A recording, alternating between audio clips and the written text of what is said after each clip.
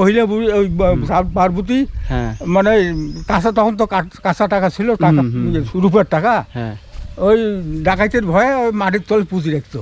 পরে কেউ পাইছে? হ্যাঁ, অনেকে, আমি একটা পাচ্ছি। আপনি পাইছেন? এটা কিসের? রূপের টাকা। রূপার টাকা পাইছেন? মুর্শিদাবাদের এক জমিদারনির একটি পরিত্যক্ত মন্দির, যার আশেপাশে মাটিতে পুঁতে রাখা ছিল গুপ্তধন। মুর্শিদাবাদ। মুর্শিদাবাদ। ওই ওখানকার মেয়ে, এই জমিদার নেই, মানে মহিলা ছিলেন উনি? মহিলা। জমিদার ওকে ভালোবাসি এখানে নিয়ে আসছে, আসি এখানে স্থাপন করছে। আর জমিদার আসতো বারবার? হ্যাঁ, আসতো।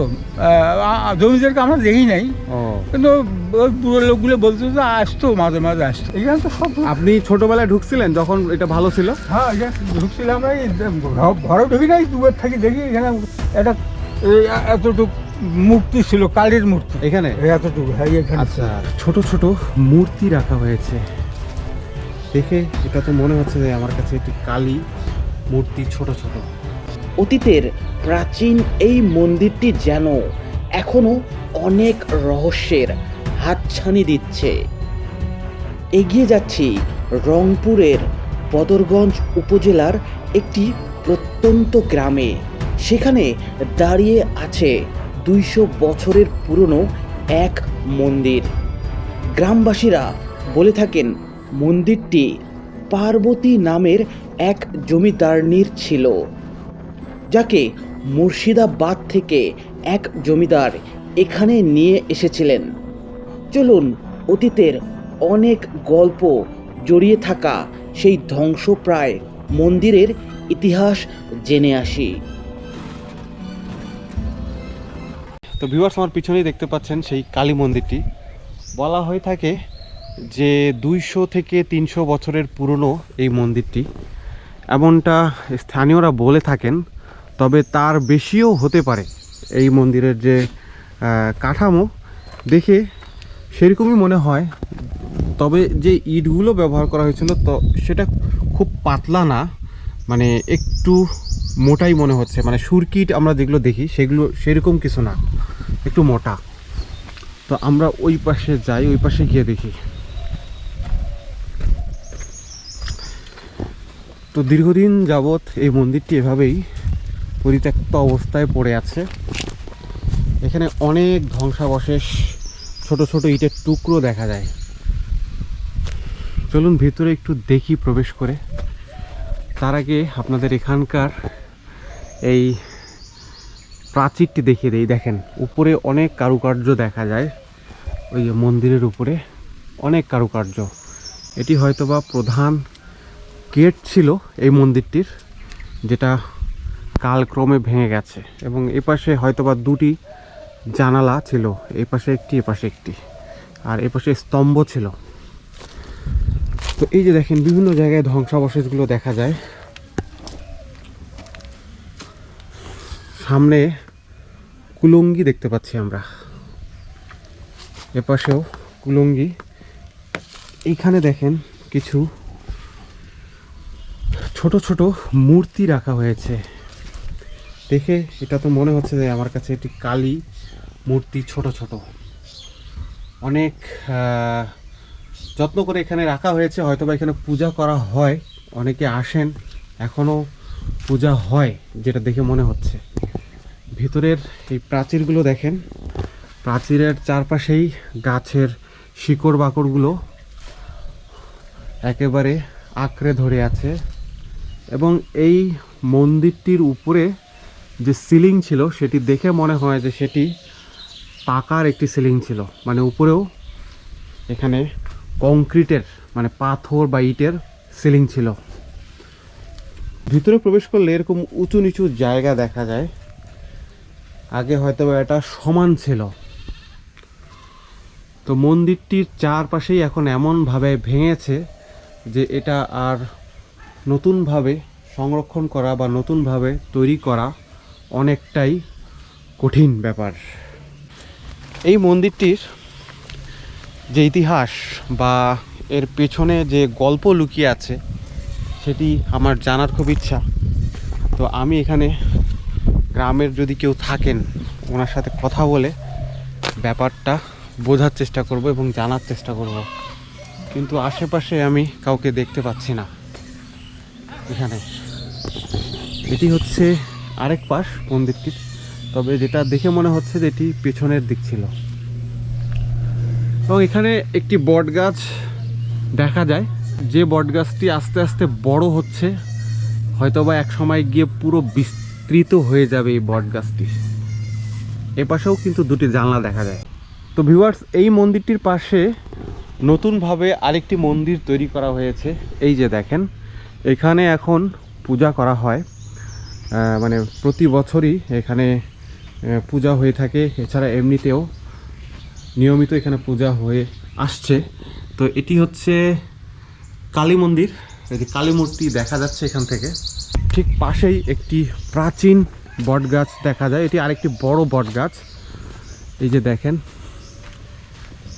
এইগুলো আসলে অনেক ইতিহাসের সাক্ষী এই বট গাছগুলো।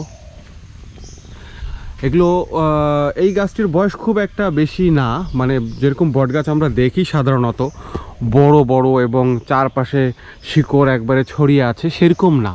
এটা হয়তোবা খুব বেশি পুরনো না। তো এখানে রান্নাবান্না করা হয়।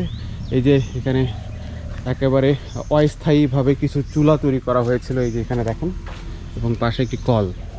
কে নির্মাণ করলো এটা? এটা এক জমিদার। এখানে জমিদার বাড়ি ছিল? জমিদার বাড়ি এখানে ছিল না, অন্য জায়গার জমিদার। আচ্ছা, মানে ভারতের কি জেলাটার নাম, রাজশাহীর পশ্চিম দিকে, মুর্শিদাবাদ। মুর্শিদাবাদ। ওই ওখানকার মেয়ে এই জমিদার নেই। মানে মহিলা ছিলেন উনি? মহিলা ভালোবাসা করে বিয়ে করছে। ও আচ্ছা আচ্ছা আচ্ছা আচ্ছা, বুঝছি। এখন এই জমিদার আনি এখানে ওই মহিলাকে সেট করছে। আচ্ছা, এখানে ওই মহিলা থাকে, জমিদার মাঝে মাঝে আসতো। আচ্ছা, এখানে থাকতো। এখানে কালীর মানে বহু জমি, এই পাথরের বহু জমি। হ্যাঁ, ওই বুড়ির নামে, এই মন্দিরের নামে আর কি, বুড়ির নামে করে গিয়েছে। ও তাহলে এই মন্দিরটা বাদেও আরো মন্দির আছে? না, একটা ছোট ছিল এখানে, ছিল এইখানে ছিল, এই জায়গাটা ছোট মন্দির এটা ছিল। মনে হয় খুব সম্ভব ওটা এই যে এখানকার যে থালি বাসন ইয়েটুকু হইতো, পরিষ্কার করা দিয়ে ওটা রাখতে বলে। ওটা মন্দির নয়, ওই মন্দিরের মতো করে ছোট্ট আনা ঘর করে রাখছিল।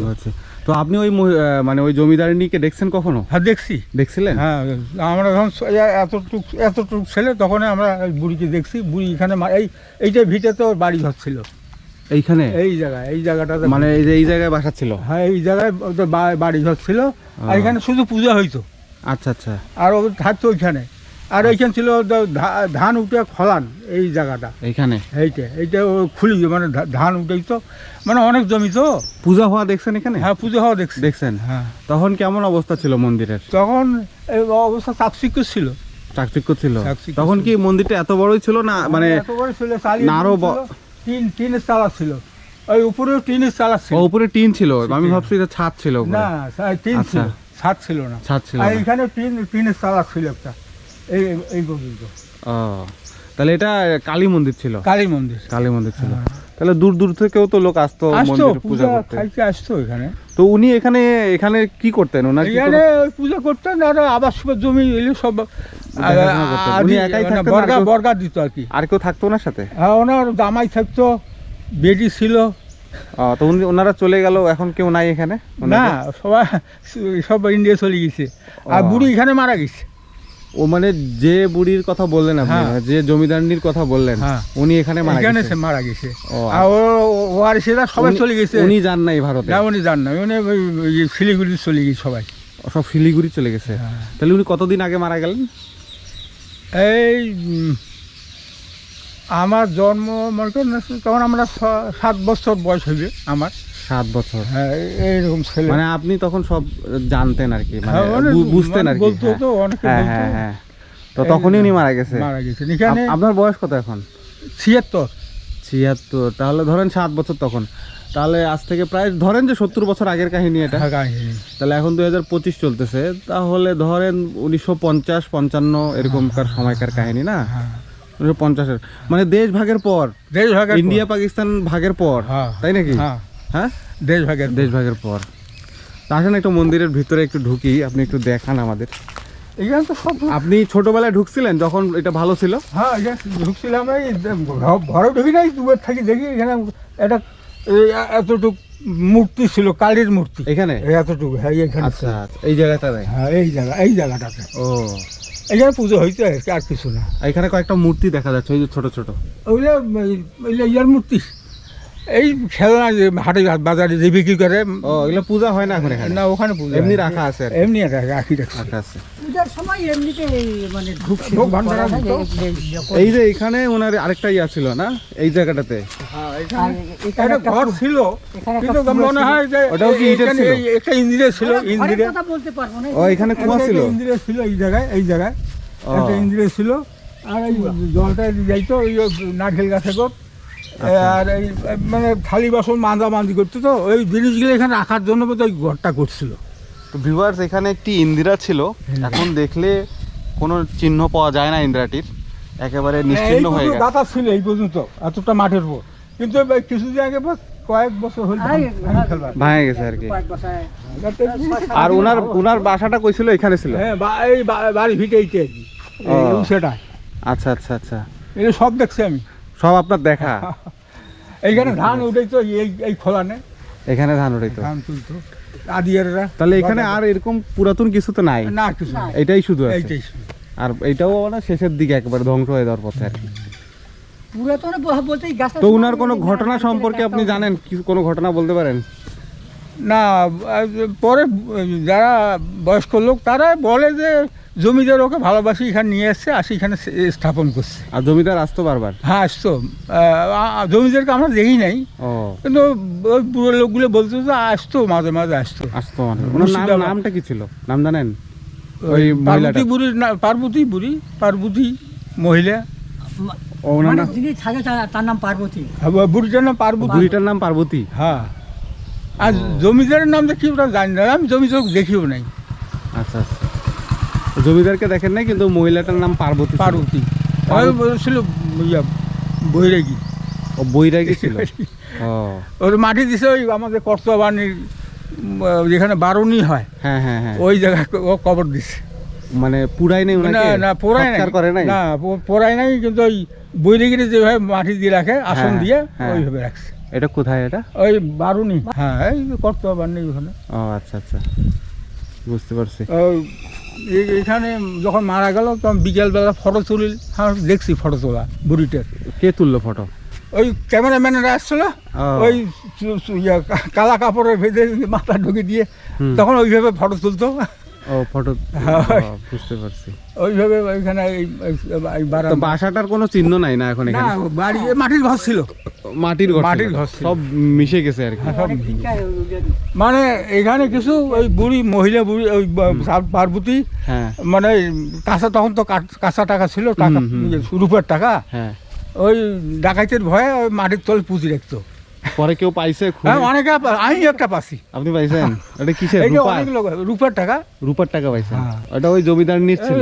এইখানে জিনিসের ফেলে, এইখানে অনেক লোকে পাইছে। এই মাঠটা যখন আবাদ করে অনেকে এই এতটুকু ওই যে বাড়ি মাটির ভাণ্ডগুলো ওই পায়। হ্যাঁ, সব উনি রাখছিল?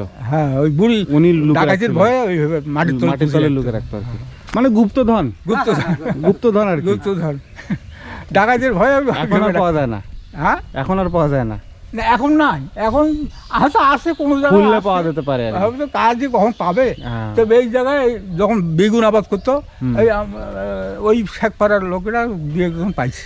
ও আমার পাড়ার কেউ বলে ওই ডোগায় আমার সুশীল, ওই বলে একটা টাকা পাইছিল, আমি যেমন 5 লাখ টাকা। মানে সব ওই যে বুড়ির? হ্যাঁ, বুড়ি মহিলার? সব সম্পদ বুড়ি, আচ্ছা। এলে মাটির তলে পড়েছিল। তো ভিউয়ার্স আপনারা শুনলেনই, এরকম অনেক প্রাচীন স্থাপনা বাংলাদেশের সব জায়গায় ছড়িয়ে ছিটিয়ে আছে এবং সেগুলোর সাথে জড়িয়ে আছে এরকম ছোট বড় অনেক ইতিহাস। তো এই কালী মন্দিরটিও সেরকম ইতিহাসের সাক্ষী। তো এখন এটাকে যদি সামান্য রক্ষণাবেক্ষণ করা হয় তাহলেও কিছুটা হলে এটিকে ধরে রাখা সম্ভব। আর এটা যেহেতু একেবারে ধ্বংসের শেষ প্রান্তে, এটিকে এখন যতটুকু আছে একটু রক্ষণাবেক্ষণের প্রয়োজন অবশ্যই রয়েছে। ভিডিওটি ভালো লাগলে লাইক, কমেন্ট, শেয়ার করতে ভুলবেন না। চ্যানেলে নতুন হলে সাবস্ক্রাইব করে রাখুন।